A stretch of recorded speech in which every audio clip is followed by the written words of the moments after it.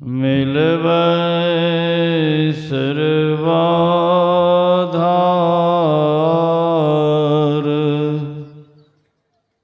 मंगलमय मंगल करना बिनवा बारंबार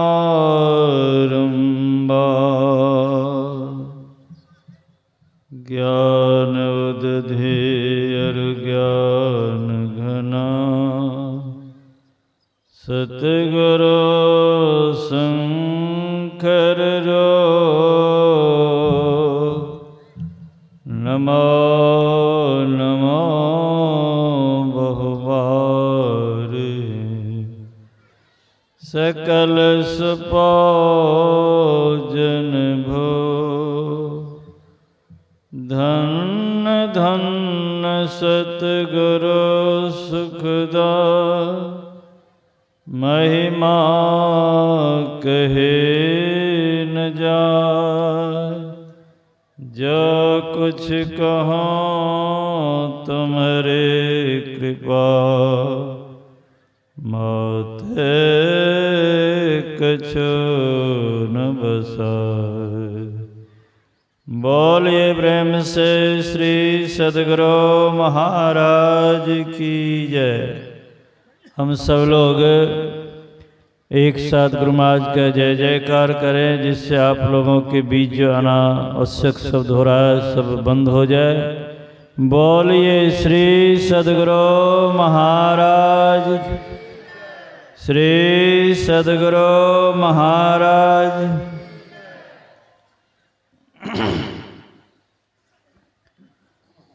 अपने निवास में विराजमान है पूज्य पाद बाबा गणों के श्री चरणों में कोटि कोटि नमन। मंचासीन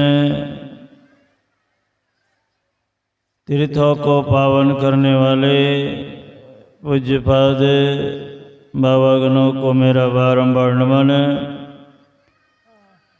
इस सत्संग स्थल पर पधारे परम आदरणीय सत्संग प्रेमियों सज्जन वृंद, परम आदरणीय माताओं तथा भक्तिमती बहनों, आज हम लोग बिहार प्रांतीय संत मत सत्संग के दूसरे दिन के प्रथम पाली में बैठकर ज्ञान गंगा में गोता लगा रहे। अभी के सत्संग में प्रतिपाद विषय को आप लोग सुन रहे थे कि परमात्मा कहाँ मिलेंगे, कैसे मिलेंगे, उसकी प्राप्ति के लिए हमें क्या करना पड़ेगा, अनन बातों को सुन रहे थे। सबसे पहले हमें यह जानना होगा परमात्मा हमारे लिए क्या करते हैं। इस संबंध में गुरु महाराज एक कथा कहते थे। एक राजा था। वह राजा शिकार करने के लिए जंगल गया। तो जंगल में एक वृक्ष के नीचे एक मुनि बालक को बैठा देखा। उस मुनि बालक को देखकर राजा उस मुनि बालक के पास जाकर उससे कहा, महाराज आप इस जंगल में क्या करते हैं। वह मुनि बालक देखने में बड़ा सुंदर, उनके ललाट से तेज निकल रही थी, जिसे देखकर राजा के मन में हुआ, इतना सुंदर बालक अगर हमारे राज में रहेगा तो बड़ा अच्छा लगेगा। यह सोच वह मुनि बालक से कहा, आप यहाँ क्या करते हैं? मुनि बालक ने कहा, मैं क्या करता हूँ उससे तुमको क्या मतलब, तुम शिकार करो और मैं देखूंगा। राजा ने कहा, आप मेरे साथ मेरे राजभवन में चलिए। मुनि बालक ने कहा, वहां ले जाओगे तो कैसे रखोगे? कहा, जैसे मैं रहता हूं, मैं महल में रहता हूं, महल में रखूंगा।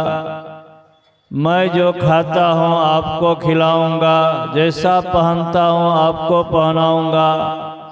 मैं सोता हूं, पहरेदार पहरा करता है, आपका भी करेगा। मुनि बालक ने कहा, अगर मेरा शर्त स्वीकार करो तो मैं तुम्हारे साथ जा सकता हूं।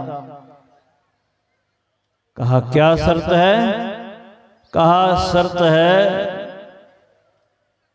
तुम मत खाओ, मुझे खिलाओ। तुम मत पहनो, मुझे पहनाओ। और जब मैं सो जाऊं तो तू जग कर मेरा पहरा कर। राजा ने कहा, ऐसा तो नहीं होगा। तो मुनि बालक ने कहा, मुझे भी ऐसे मालिक की आवश्यकता नहीं। मेरा मालिक कैसा है? अपने नहीं खाते, अपने नहीं पहनते, अपने नहीं सोते, मुझे खिलाते हैं, मुझे पहनाते हैं और जग कर मेरी पहरा करते हैं।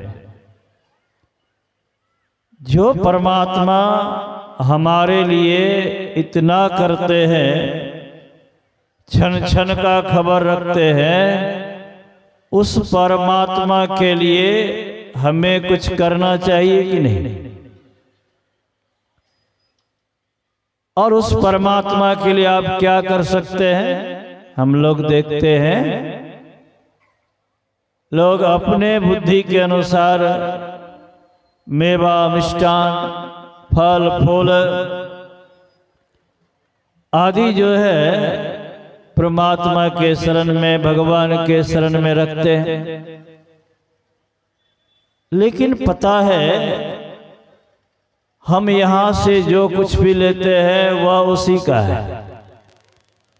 अगर उनकी कृपा नहीं हो, दया नहीं हो, तो संसार का कोई वस्तु हम प्राप्त नहीं कर सकते। तो सब कुछ परमात्मा का ही दिया हुआ है, हम उसी का उसी को देते हैं। अपना क्या देते हैं? संत महात्मा कहते हैं, उस परमात्मा का आप गुणगान कीजिए। उस परमात्मा का जो आप गुणगान करेंगे तो आप परमात्मा के प्रेमी बन जाएंगे। जब तक आप परमात्मा का गुणगान नहीं करेंगे तब तक आपके ऊपर परमात्मा की कृपा दया नहीं होगी। इसीलिए हम लोग नित्य प्रति गुरु महाराज हम लोगों को ईश स्तुति, संत स्तुति, गुरु स्तुति करवाते हैं। और यह काम जब तक हम लोग नित्य प्रति नहीं करेंगे तब तक नहीं होगा। रोज हम लोग पाठ करते हैं, सत्संग नित्य और ध्यान नित्य रहिए करत संलग्न हो, वे विचार चोरी नशा हिंसा झूठ तजना चाहिए। नित्य प्रति सत्संग करना चाहिए, नित्य प्रति ध्यान करना चाहिए। आज तो ऐसे ऐसे लोग हो गए हैं, कहते ध्यान करने की कोई आवश्यकता ही नहीं। लेकिन अभी आप सुन रहे थे, बाहर में हम लोग जो कुछ भी देखते हैं वह माया का ज्ञान होता है। इंद्रियों से जो ज्ञान होता है वह माया का ज्ञान होता है, और बाहर का उल्टा अंतर है। जब हम बाहर से अंतर के तरफ चलेंगे तो माया के उल्टा निर्माया परमात्मा को आप जानेंगे। उसके लिए हमें अपने अंदर में चलने की आवश्यकता है। चलने की कला संत सदगुरु से सीखना होगा। विशेष बात हम लोग आगे और सुनेंगे। मेरा समय समाप्त है। बोलिए श्री सदगुरु महाराज की जय। अभी बाबा कह रहे थे उस तत्व को जानने के लिए चलना पड़ेगा, और गुरु युक्ति के माध्यम से गुरु साहब करी जानिए, रहिए शब्द समय, मिले तो दंड